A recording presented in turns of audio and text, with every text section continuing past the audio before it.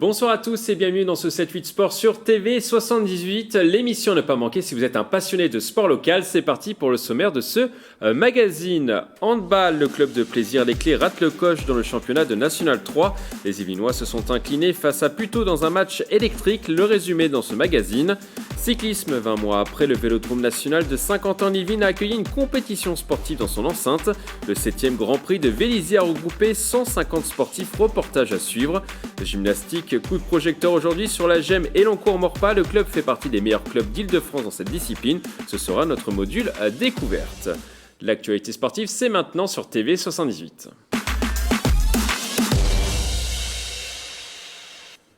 Mais avant de développer ces titres, on va parler football. On connaît désormais l'adversaire de Versailles pour les 32e de finale de la Coupe de France. Les Versaillais se déplaceront sur le terrain de l'US Sarre Union, un club alsacien qui évolue en National 3. Une belle occasion à saisir pour les joueurs de la Cité Royale qui jouent une division plus haut en National 2. La rencontre sera à suivre le samedi 18 décembre à 13h45 sur les chaînes du groupe Eurosport. On continue par du handball. On jouait ce week-end dans le championnat de National 3. Plaisir Les Clés recevait le club de Puteaux à l'occasion de la 10e journée. Malgré une belle prestation, les Yvelinois n'ont pas réussi à s'imposer. Le résumé du match. Un match électrique avec des rebondissements. Les spectateurs du gymnase Nicolas Sleur se souviendront longtemps de cette rencontre entre Plaisir Les Clés et Puteaux. Après une première période équilibrée où aucune des deux équipes n'arrive à se détacher au score, les Yvelinois arrivent à recoller juste avant la pause à la dernière seconde sur ce tir. 13 partout après 30 minutes. Les joueurs répondent présents en première mi-temps. Ils mettent de l'envie, de l'agressivité et de la lucidité en attaque. On finit par 13-13 à la mi-temps. C'est un vrai match de handball, c'est un plaisir de jouer ce genre de match. C'est plaisant, ça met du contact, ça joue au ballon, il y a des arrêts de gardien, voilà, c'était un beau match. Au retour des vestiaires, Plaisir Les Clés accélère et creuse l'écart. Les 2 minutes s'accumulent du côté de Puteaux.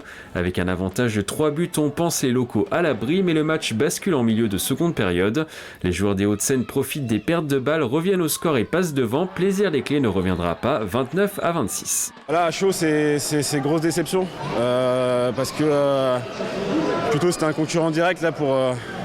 Enfin, pas pour le maintien ni pour la montée, mais voilà, il y a 9 équipes qui se tiennent en 3 ou 4 points et si on gagnait aujourd'hui, on passait devant eux. Pendant 40 minutes, on fait quasiment jeu égal, voire supérieur. Et voilà, sur les 20 dernières minutes, on déjoue complètement, on perd trop de ballons. Au classement, Plaisir Les Clés est 9e du championnat de National 3. Prochaine rencontre ce samedi 11 décembre sur le terrain du 7e Morlaix. On va continuer à parler de handball et des autres résultats sportifs du week-end dans les Yvelines avec Bichente Merian, Santisteban qui nous a rejoint sur ce plateau. Bonsoir Bichente. Bonsoir Mickaël. Alors on va donc parler handball. Oui, on vient justement d'aborder la défaite de Plaisir contre Puteaux. Vous n'êtes pas sans savoir Mickaël qu'un autre club yvelinois se trouve dans cette même division de National 3. Oui, je crois. Exactement. Oui, le Vésiné Carrière a également perdu sur son parquet 24-30 contre l'Oudéac. Le HLVC est 6e, donc un peu devant Plaisir Les Clés au classement, qui est 9e. On continue par du football, Bichente. Oui. Comme en Coupe de France, Versailles continue aussi sa petite route en National 2. Toujours aussi solide défensivement, les Versaillais s'imposent sur la plus petite démarche 1-0 à la maison contre Saint-Malo. Ils restent dauphins de la division derrière l'équipe réserve de Lorient. C'est un peu plus compliqué pour Poissy en revanche avec une défaite chez les Voltigeurs de Châteaubriand 2-1. Poissy est à la 8e marche au classement. Prochaine journée ce week-end, Versailles ira à Plabennec. Poissy recevra Vannes. On descend d'une division, Bichente, et on se rend en National 3, si vous le voulez bien. Une division, en effet, Mickaël, dominée par la réserve du Paris Saint-Germain et le Racing Club de France. C'était ce week-end la 9e journée et Mantes se relance un peu au classement. Victoire a accroché 3-2 contre Drancy, des concurrents directs au maintien. Les Mantais se donnent donc un peu d'air et sont 9e au classement, à 4 longueurs des derniers. Les Mureaux qui ont fait match nul 2-2 face à Meaux.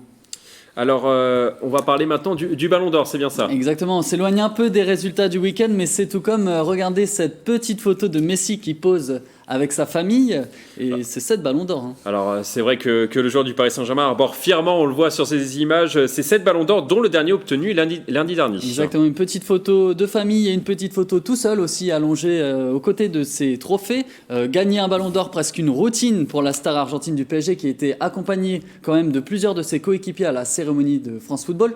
3 Parisiens étaient dans le top 10, donc Kylian Mbappé également et Gianluigi Donnarumma qui ont terminé respectivement 9e et 10e. Et lui n'était pas à la cérémonie mais termine un peu plus loin derrière. Le Brésilien Neymar se classe 16e. Petit regret pour certains supporters, l'absence de leur capitaine Marquinhos du top 30. Et un autre Mbappé qui a fait l'actualité en fin de semaine dernière. Exactement, celui qui a inspiré Kylian Mbappé, pas sur son jeu Mickaël, mais sur sa célébration. C'est bien Ethan Mbappé. Il faut croire qu'en contrepartie, le petit Ethan a hérité d'une partie du talent de son grand frère. Le jeune joueur qui avait signé l'été dernier au PSG et maintenant c'est au tour de sa première sélection en équipe de France. Il rejoindra les U16 pour un stage de 4 jours qui a débuté aujourd'hui et qui terminera le 9 décembre.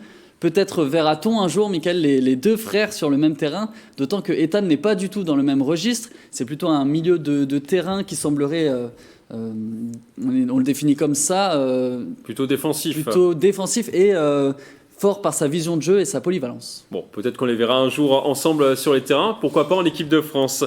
Alors on revient dans le sport amateur avec du rugby. Et la 8e journée en poule 1 de Fédéral 3, vous savez, la division dominée par les clubs illinois, on en parle souvent, c'est un peu notre petite fierté.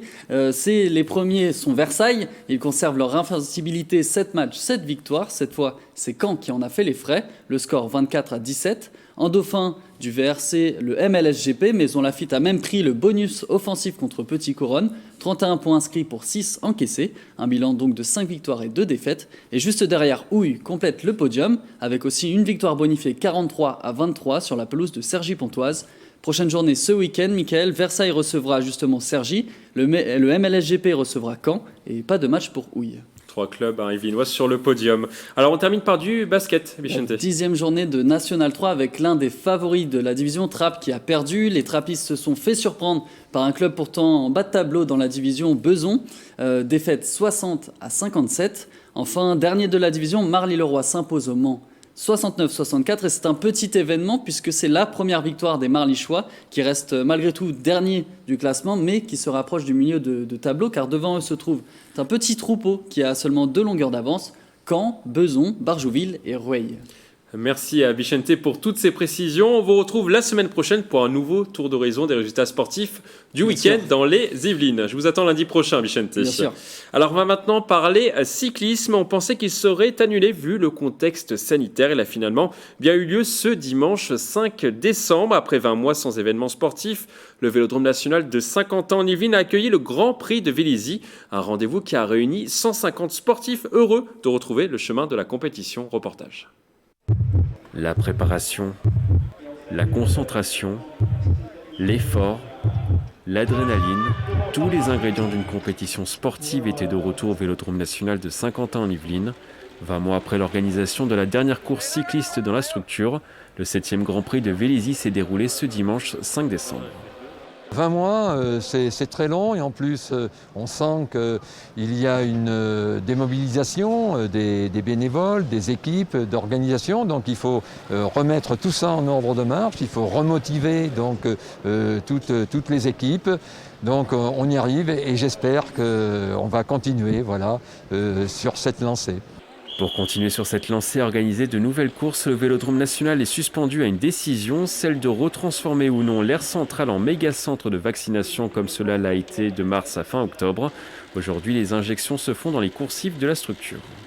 On travaille en osmose avec l'agglomération de Saint-Quentin en Yvelines pour trouver les solutions qui conviennent à tous et qui permettent de maintenir la vaccination, parce que ça, on comprend que c'est important et il faut le faire, mais tout en conservant les activités habituelles du Vélodrome de Saint-Quentin en Yvelines. Si l'avenir est incertain pour les rendez-vous sportifs dans la structure, les 150 coureurs présents ce jour-là n'ont pas boudé leur plaisir. Ça fait forcément du bien de refaire des matchs de vitesse, des sprints. J'attendais ça avec impatience. Donc reprendre par une compétition à domicile, ça fait toujours du bien. C'est quand même cool de pouvoir retrouver des marques sur les compétitions, pouvoir retrouver quelques amis et puis se confronter, pour voir où on en est, niveau temps, niveau performance. Ça permet aussi de mieux progresser. Les prochaines manifestations cyclistes sont pour le moment programmées en janvier et février, si la situation sanitaire le permet. Du golf à présent et un jeune golfeur à suivre. Il a débuté à seulement 2 ans cette discipline. Georges est aujourd'hui à 4 ans le plus jeune licencié du golf Isabella de Plaisir. Muni de son club XS, il vient taper la balle blanche tous les dimanches avec sa famille. Son portrait par Bichente Merian Santisteban. Qui est-ce qui t'apprend à jouer au golf ? Papa. Une passion de père en fils. À 4 ans seulement, Georges est le plus jeune licencié du golf Isabella de Plaisir, une histoire avec les clubs qui a débuté il y a presque 2 ans. Ça faisait un an, enfin un peu moins d'un an, ça faisait 6 mois qu'il avait démarré. Et donc il y a eu cette période de Covid où on était tous à la maison. Et là, pendant les après-midi, lorsqu'on était enfermés, j'ai sorti un club et vraiment j'ai remarqué que Georges était très attiré. Il tapait avec moi pratiquement tous les midis. Des balles pour faire des petites approches. Pour François, son père, Georges a déjà les qualités pour faire de lui un futur bon golfeur, et ce, même en temps de pluie. Je trouve qu'il reste très concentré, parce qu'il apprécie vraiment ça. Son objectif, quand il tape une balle, c'est de nous montrer qu'il a réussi, donc il est très fier lorsqu'il a réussi à taper la balle. Et après, vraiment essayer de la rentrer jusque dans le trou, et il reste très patient. Donc ça, c'est vraiment bien. Et c'est aussi autre chose, c'est que quand il rate un coup, il arrive à se reconcentrer et dire « c'est pas grave ». Je vais réessayer une deuxième fois. Tous les dimanches, l'apprenti golfeur vient sur le domaine de Plaisir, soit pour jouer avec sa famille, soit pour renforcer ses bases lors d'un cours de 45 minutes. Georges a été licencié l'année de ses 2 ans, enfin au cours de sa 2e année. Voilà, il a démarré à 2 ans et demi et on a grand plaisir à le compter parmi nos effectifs. C'est effectivement notre plus jeune pousse et ça prouve à tout le monde qu'il n'y a vraiment pas de limite pour commencer le golf. Papa, regarde-moi. Contrairement à d'autres enfants du club, il a moins déjà besoin de ses parents pour aller tout de suite en cours. En fait, il est super motivé, il n'est pas trop timide. Georges a déjà passé son premier drapeau en cours et lorsqu'on lui demande, il se voit poursuivre sa passion pour toute la vie. On passe maintenant à notre coup de projecteur de la semaine. Aujourd'hui, TV78 est allé du côté de la GEM Elancourt-Morpa, une structure qui pratique la gymnastique à haut niveau. Regardez. Aujourd'hui, nous partons à la découverte de la GEM, l'un des meilleurs clubs de gymnastique de France.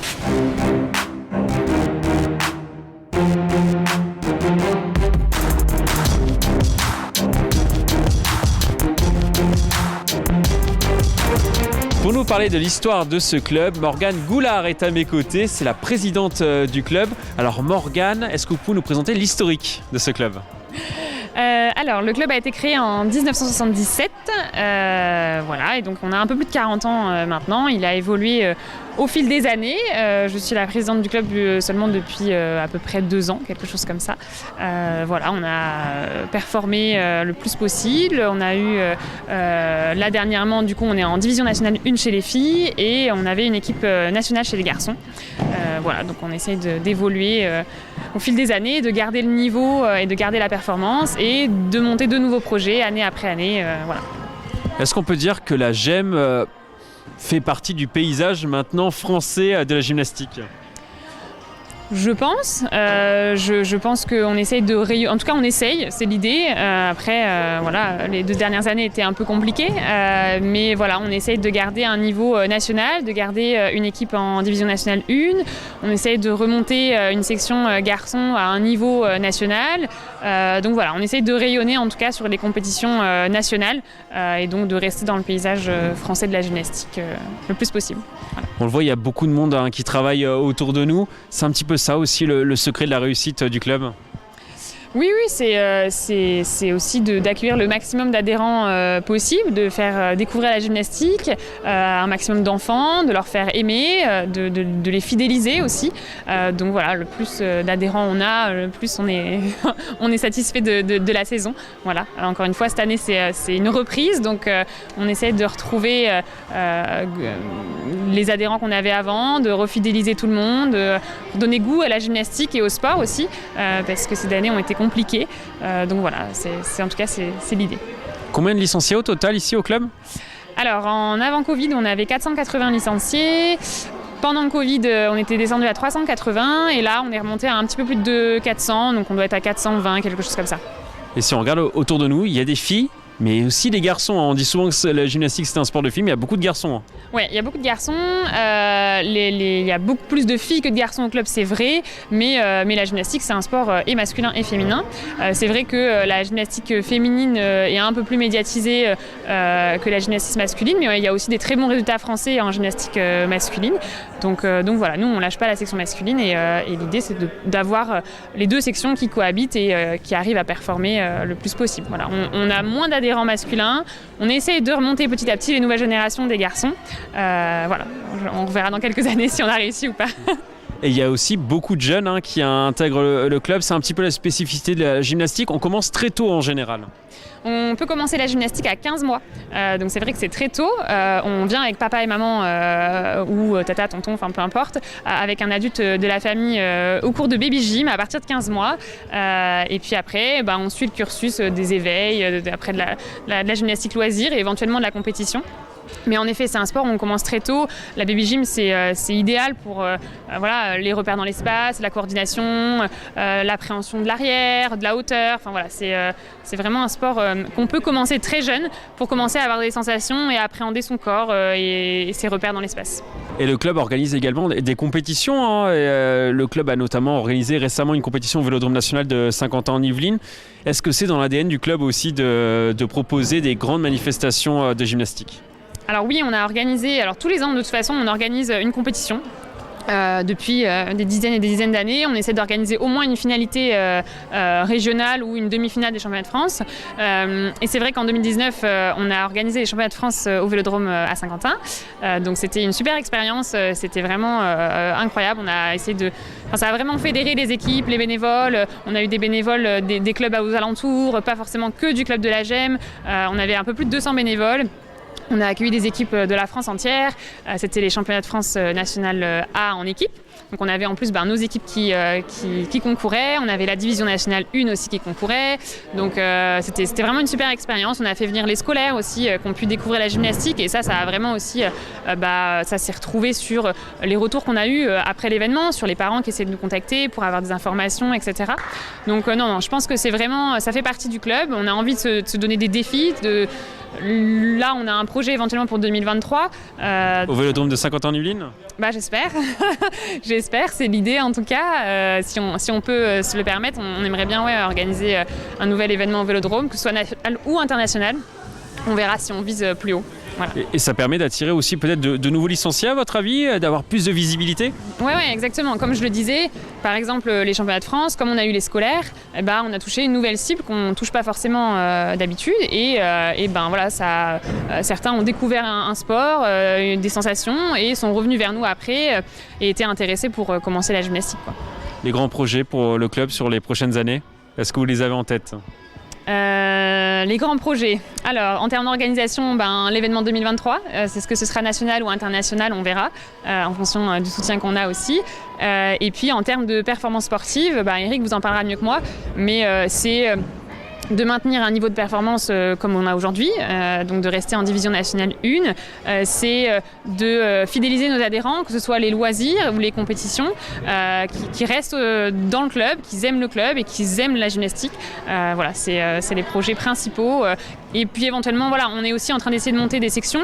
On a une section sportive au collège de la Clé-Saint-Pierre pour permettre justement à ces gymnastes qui font de la compétition et de la performance d'avoir un aménagement au niveau des horaires. Elles s'entraînent donc le mercredi matin et mardi et jeudi après-midi dans le cadre de cette section.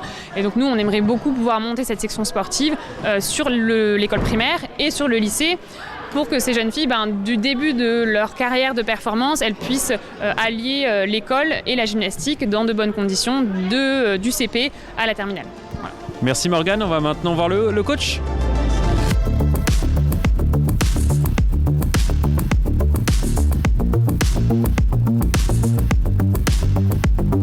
C'est vous qui supervisez un petit peu tout ce club. Comment ça se passe ? Écoutez, moi mon rôle c'est administrativement de gérer tout ce qui est planning, détection des gymnastes, organisation secteur masculin et féminin, aussi bien en compétition qu'en loisir. Et puis après j'ai un deuxième rôle plus on va dire technique dans l'entraînement, donc entraîner les équipes premières, l'équipe de DN1 et les équipes derrière pour la relève. Le club de la GEM est plutôt dans la performance ou le loisir finalement? Alors en fait, on essaye de faire les deux. On a une grande tradition de loisirs, on a commencé comme ça, c'est des profs de PS qui ont créé le club en 77, donc avec que des loisirs. Et petit à petit, on a réussi à rentrer dans, on va dire, l'élite de la gymnastique avec notre équipe de DN1 depuis plusieurs années, voire même en top 12. Donc on essaye de maintenir ce niveau de performance, ce niveau d'exigence, mais en même temps de permettre à des gyms de groupes loisirs de s'épanouir. Comment on fait pour garder ce niveau d'exigence, hein? J'imagine que c'est le travail avant tout, hein. On vous a vu tout à l'heure, vous étiez très minutieux sur les détails. C'est un petit peu ça la marque de fabrique du club. On essaye. Le détail, c'est ce qui fait la différence. En fait, le travail de base, c'est ce qui va permettre de construire une gymnaste solide et qui va progresser dans le temps. Si on va trop vite sur certains points, qu'on fait des raccourcis, on se rend compte que la gym elle est bloquée et qu'elle ne peut plus progresser. Donc au bout du compte, elle arrête la gym parce que ce qui est intéressant, c'est de progresser toujours et de pouvoir performer. Donc on essaie de faire attention dès le départ à cette rigueur. Et comment on fait pour voir, pour analyser, pour trouver cette nouvelle pépite ici au club? C'est difficile, hein. Je pense qu'on doit passer aussi à côté de temps en temps. Nous, on essaie déjà de voir une gym qui est dynamique, qui est rebondissante, qui est explosive, qui court partout. On préfère avoir une gym comme ça qu'une gym posée dans son coin. Déjà, avoir envie d'être là, d'être heureuse d'être à la salle, c'est déjà la première chose qu'on essaie de trouver chez une gym. Et puis après, c'est accepter le travail, accepter l'échec, parce que malheureusement, on sait qu'avant de réussir, il faut rater. Et donc c'est un savant mélange de réussite, d'échec, de travail, de plaisir. C'est compliqué, mais on essaye. Est-ce que vous avez déjà la nouvelle pépite du club ici? Je sais pas, après vous savez, c'est un engagement sur une dizaine d'années minimum. Donc pour savoir si dans 10 ans elle sera performante, est-ce qu'il y aura une blessure, est-ce qu'il y aura un nouveau confinement, est-ce qu'il y aura un déménagement, on ne sait pas. Mais effectivement, on commence à avoir 3-4 petites qui arrivent derrière, des petites de 2015. Alors ça peut paraître très très jeune, mais qui ont des prédispositions, qui sont fortes, qui sont heureuses d'être à la salle, qui viennent avec le sourire et qui sont impliquées. Donc pour nous, c'est l'avenir du club. Le club préfère former ses futures élites ou les rapatrier de d'autres clubs? Vous cherchez également dans d'autres clubs? Alors on ne cherche pas, on s'est toujours refusé à démarcher les autres clubs. Ça nous est arrivé d'avoir des gyms qui viennent d'autres clubs, mais c'est de leur volonté. On ne va pas chercher à faire transférer comme on peut voir en foot. Non, nous c'est pas du tout notre volonté. Après c'est déjà arrivé que des gyms de très bon niveau viennent, mais parce qu'en fait, quand on a une équipe de DN1, c'est un peu, on va dire, un aspirateur. C'est-à-dire que les clubs alentours ont envie de matcher à ce niveau-là. Les gyms qui n'ont pas forcément un projet comme ça dans leur club ont envie de venir. Donc on les accueille bien volontiers, mais on ne va pas les chercher. Nous, notre volonté, c'est de former. Voilà. Et après, si d'autres viennent, il n'y a pas de problème, la porte n'est pas fermée. Mais ça ne sera jamais notre volonté d'aller débaucher les autres clubs. Le but du jeu, c'est qu'il y ait plus de gens qui fassent de la gym. Ce n'est pas d'appauvrir les clubs aux alentours.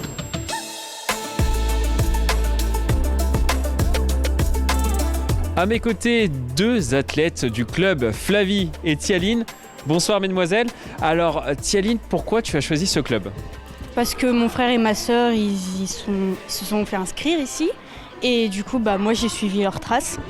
Donc voilà. Et parce que c'est un bon club.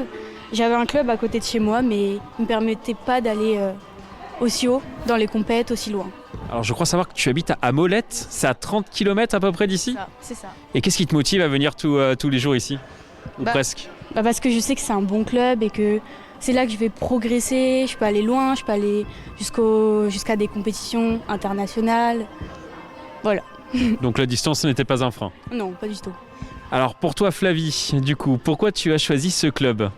C'est avant tout parce que c'est un club familial? Oui, parce que c'est à côté de chez moi, ma mère elle m'a inscrit ici, du coup j'ai essayé ici et ça m'a beaucoup plu. Et du coup depuis je continue à la gym à Elancourt-Maurepas. Est-ce que Flavie, tu as le sentiment que ce club est peut-être l'un des meilleurs de France? Oui, parce que depuis qu'on est là, on a beaucoup progressé et on est allé jusqu'au championnat de France, on a eu plusieurs médailles et depuis plus les entraînements passent, plus on progresse et voilà. Est-ce que le club a les infrastructures aussi pour vous faire progresser? On le voit autour de nous, beaucoup de tapis, des poudres de partout. Est-ce que le club a les infrastructures pour vous faire progresser? Oui, il y a vraiment ce qu'il faut et chaque année, des nouveaux éléments arrivent au club et du coup ça nous fait encore plus progresser et voilà. Vous passez combien de temps ici par semaine, les filles? À peu près 18 heures. 18 heures par semaine, à peu près. Et on s'en lasse pas? Non, on s'en lasse pas.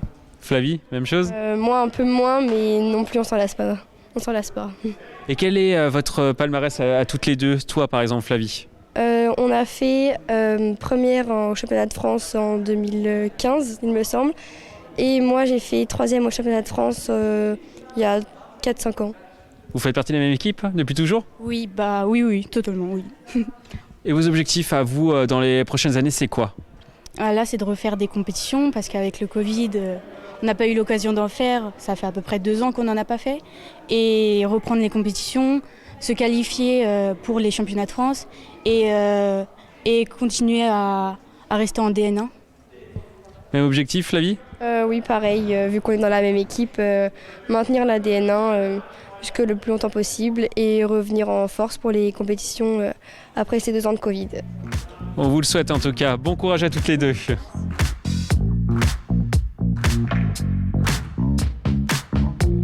Le club de la Gemme compte 420 adhérents cette année et espère dépasser ce chiffre dans les prochains mois. Et le club veut remporter d'autres titres sur la scène nationale. C'est la fin de cette émission. Merci de l'avoir suivi. À bientôt sur TV78.